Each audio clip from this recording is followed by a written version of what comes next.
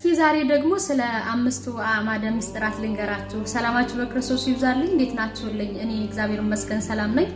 ደግሞ ስለ አምስቱ አዕማደ ምስጢራት የማያውቃል እንዴ ልትሉኝ ትችላላችሁ። ምናልባት አይታወቅም፣ ሊጠቅም ስለሚችል መናገሩ አይከፋም።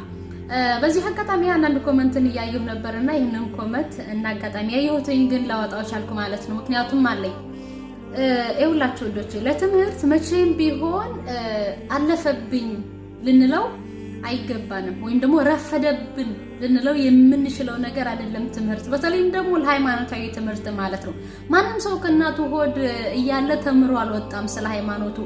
አንድም ከቤተ ክርስቲያን ከመምህራን፣ አንድም ከእህት ወንድሞቹ ከእናት ከአባቱ እንጂ ከሆድ እያለ ተምሮ የወጣ የለም። ስለዚህ ለትምህርት ረፈደብኝ አለፈብኝ የምንለው ነገር ስላልሆነ ተስፋ እንዳቆርጡ በርቱ፣ ተማሩ ማለት ነው። እንግዲህ ዛሬ ስለ አምስቱ አዕማደ ምስጢራት የምችለውን ያህል ላካፍላችሁ። በተለይም ቤተክርስቲያናችን ምስጢር ብላ ከምታስተምራቸው መካከል ሰባቱ ምስጢራት ቤተክርስቲያንና አምስቱ አዕማደ ምስጢራት ናቸው። ለዛሬ አምስቱን አዕማደ ምስጢራት ነው የምናየው። አምድ ከሚለው እንነሳ። አዕማድ ወይም ደግሞ አምድ ማለት ምሰሶ ማለት ነው። አንድ ሲሆን ምሰሶ ማለት ነው። አዕማድ ሲሆን ደግሞ ምሰሶዎች ማለት ነው። ለዚህም ጠቢበኛው ቅዱስ ሰለሞን በመጽሐፈ ምሳሌው ምዕራፍ 9 ቁጥር 1 ላይ ጥበብ ቤቷን ሰራች፣ ሰባቱን ምሰሶዎቿን አቆመች እያለ ይናገራል። ምንም እንኳን ቤተክርስቲያን ብዙ ጊዜ መምህራንም ይህንን መጽሐፍ ቅዱስ ጥቅስ ለሰባቱ ምስጢራተ ቤተክርስቲያን ቢሰጡትም እንኳን ግን ምሰሶ የሚለውን ለማግኘት እዚህ ጥቅስ ጋር ሄደናል ማለት ነው። ሐዋርያው ቅዱስ ጳውሎስም እንዲህ እያለ ይናገራል። በአንደኛ ቆሮንቶስ መልእክቱ ላይ ምዕራፍ 14 ቁጥር 19 ላይ እንዲህ እያለ ይናገራል። ነገር ግን ሌሎች ደግሞ አስተምር ዘንድ በማህበር እልፍ ቃላት በልሳን ከመናገር ይልቅ 5 ቃላት በአእምሮ ልናገር እወዳለሁ ይላል። ማን? ሐዋርያው ቅዱስ ጳውሎስ። እናም ቤተክርስቲያናችን ይህንን መጽሐፍ ቅዱስ ክፍል ለአምስቱ አዕማደ ምስጢራት ተጠቅማ ስታስተምር ደግሞ እንመለከታታለን። እነዚህ አምስቱ አዕማደ ምስጢራት የምንላቸው እነማን ናቸው ከማለታችን በፊትም አሁንም ደግሞ ምስጢር ማለት ምን ማለት ነው? ምስጢር ማለት እንግዲህ ብዙ ጊዜ ሌሎች በተለይ እምነቶች ስንመለከታቸው በቃ የማይነገር ክድን ብሎ ያለፈ ነገር ምንም በቃ የማይገለጥ ነገር አድርገው ነው የሚናገሩት። ነገር ግን አይደለም። ምስጢር ማለት ረቂቅ ነው፣ ቢታፈስ የማያልቅ እንዲሁ ደግሞ ምስጢር ለሁነኛ ለወዳጁ ይነገራል እንጂ ላገኘው ከሜዳ ሊነገር አይችልም። እንዲሁ ቤተክርስቲያን ሁነኞቿ ለሆኑትኝ ለልጆቿ ምስጢራቷን ታካፍላለች እንጂ ዝም ብላ እንዲሁ ለአሕዛብ ሁሉ አትበትንም ማለት ነው። የቤተክርስቲያንን ምስጢር ለማወቅ የቤተክርስቲያን ልጅ መሆን ይጠበቅብናል ማለት ነው። ስለዚህ ምስጢራተ ቤተክርስቲያን ብላ ስትናገር እንዲሁ ዝም ብሎ ተከድኖ የማይገለጥ ማለትም አይደለም ማለት ነው። እንግዲህ አምስቱ አዕማደ ምስጢራት የምንላቸው አንደኛው ምስጢረ ሥላሴ የተሰኘው ነው። ምስጢረ ሥላሴ ውስጥ እንግዲህ የምናገኘው የአብ የወልድ የመንፈስ ቅዱስ የአንድነትና የሶስትነቱን ትምህርት የምናገኝበት ነው።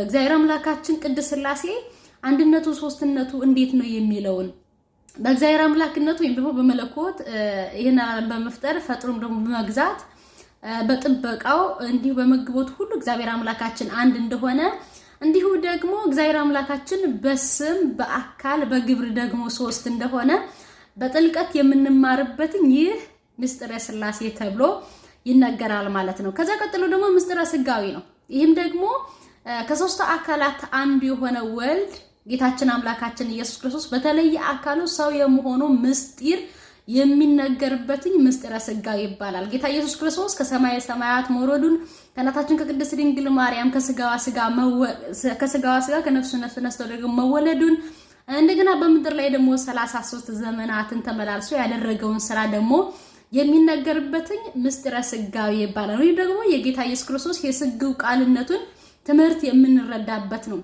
መጀመሪያ ላይ ቅዱስ ዮሐንስ በዮሐንስ ወንጌል ምዕራፍ 1 ቁጥር 1 እስከ 14 በተናገረው ማለት ነው። በመጀመሪያ ቃል ነበረ፣ ቃልም በእግዚአብሔር ዘንድ ነበረ፣ ቃልም እግዚአብሔር ነበረ እያለ ተናግሮ ከዛም ቃል ሥጋ ሆነ ጸጋና እውነትን ተመልቶ በእኛ አደረ ብሎ እንደነገረን ማለት ነው።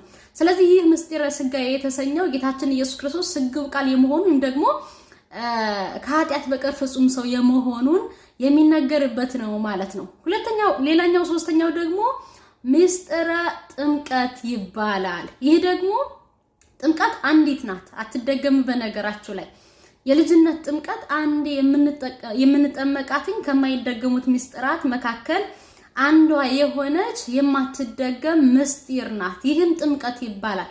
እንግዲህ ጌታ ኢየሱስ ክርስቶስ ያ የጠፋውን አዳም ሊፈልግ በመጣ ጊዜ መጀመሪያ ላይ አዳም አትብላ ተብሎ የበላውን እንደገና ደግሞ ከበላም በኋላ የወደቀውን ውድቀት ለማንሳት ጌታ ኢየሱስ ክርስቶስ እንደገና ያንን ልጅነቱን ለመመለስ ጌታ ኢየሱስ ክርስቶስ በዮርዳኖስ ተጠመቁ ሲለን ምሳሌ ሲሰጠን እናያለን ማለት ነው። እንዲሁ ደግሞ ማርቆስ ወንጌል ምዕራፍ 16 ላይ ጌታ ኢየሱስ ክርስቶስ ያመነ የተጠመቀ ይድናል፣ ያላመነ ግን ይፈረድበታል ብሎ እንደተናገረው ማለት ነው። እንዲሁ ደግሞ በዮሐንስ ወንጌል ምዕራፍ 3 ቁጥር 5 ላይ እውነት እውነት እላችኋለሁ ከዋና ከመንፈስ ቅዱስ ካልተወለዳችሁ በቀር መንግስተ ሰማያት ከቶ መግባት አትችሉም ብሎ እንደነገረን የቀደመውን ልጅነታችንን የምንመልስበት እንደገና ደግሞ የሥላሴ ልጅነታችንን የምናገኝበት ይህ ምስጢረ ጥምቀት ይባላል ማለት ነው። በሰፊው መናገር ይቻላል፣ ግን እንዲሁ ሰዓት እንትላለ ማለት ያህል ነው።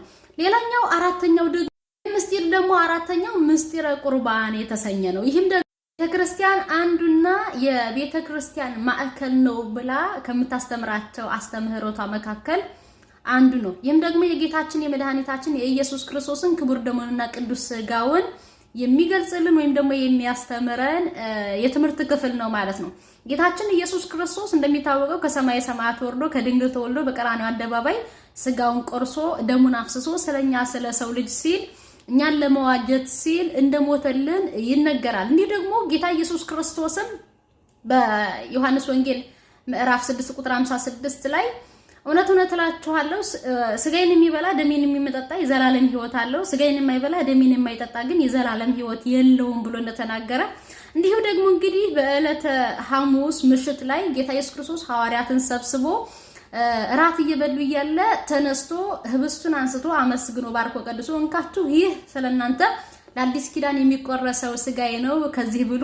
እንደገና ደግሞ ጽዋውን አንስቶ ደግሞ ወይኑን ባርኮ ቀድሶ እንካችሁ ከዚህ ጠጡ፣ ይህ ስለናንተ በአዲስ ኪዳን በዕለተ ዓርብ የሚፈሰው ደሜ ነው ብሎ እንደሰጣቸው እንደበሉ እንደጠጡም ደግሞ መጽሐፍ ቅዱስ ይነግረናል ማለት ነው። ስለዚህ ይህ ምስጢረ ቁርባን የተሰኘው የጌታችን የመድኃኒታችን የኢየሱስ ክርስቶስ ክቡር ደሙንና ቅዱስ ሥጋውን እንደሰጠን የምንማርበትን ምስጢረ ቁርባን ይባላል። ዛሬም ደግሞ ቤተክርስቲያናችን እንግዲህ ቁርባን ብላ የጌታ ሥጋና ደም ብላ እንደምትሰጠን የተነገረ ግልጽ የሆነ ቃል ነው ማለት ነው።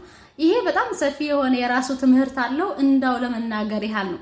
መጨረሻውና አምስተኛው ደግሞ ምስጢረ ትንሣኤ ሙታን ይሰኛል። ይህም ደግሞ እኛ ሰዎች ከሞትን በኋላ በስብሰን እንደማንቀር የሚያስተምረን ወይም ደግሞ ትንሣኤ እንዳለን የሚያስተምረን የትምህርት ክፍል ነው።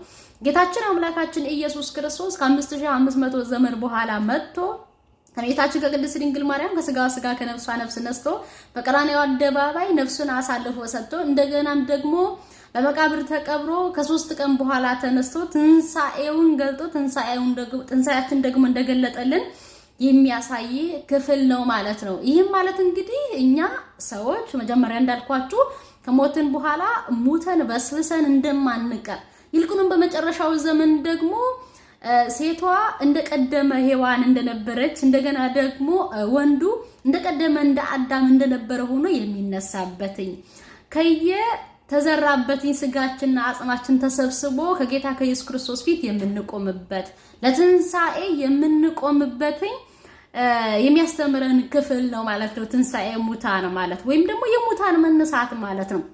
ስለዚህ እነዚህ አምስቱ አዕማደ ምስጢራተ ቤተ ክርስቲያን ተብለው ይነገራሉ። አዕማድ ማለት ምን ማለት ነው? ምሰሶ። እንደገና ደግሞ አዕማድ ካልን ደግሞ ሲበዛ ምንድነው? ምሰሶዎች። ምስጢር ማለት ምንድነው? ለወዳጅ ብቻ የሚነገር የሚገለጥ። እንዲሁ ደግሞ ቤተ ክርስቲያን ለኛ ለወዳጆቿ ለሆነው ልጆቿ ለሆነው ገልጣ የምታስተምረን ነው። እንደገና ደግሞ እነዚህ አምስቱ አዕማደ ምስጢራት ምን ይባላሉ? ምስጢረ ሥላሴ፣ ምስጢረ ሥጋዌ፣ ምስጢረ ጥምቀት፣ እንደገና ደግሞ ምስጢረ ቁርባን፣ ምስጢረ ትንሣኤ ሙታን ይሰኛሉ ማለት ነው። ሰላማችሁ ይብዛልኝ። እንደበዛ አውቃለሁኝ። ትዕግስት አድርጋችሁ እንደምትሰሙት አውቃለሁ።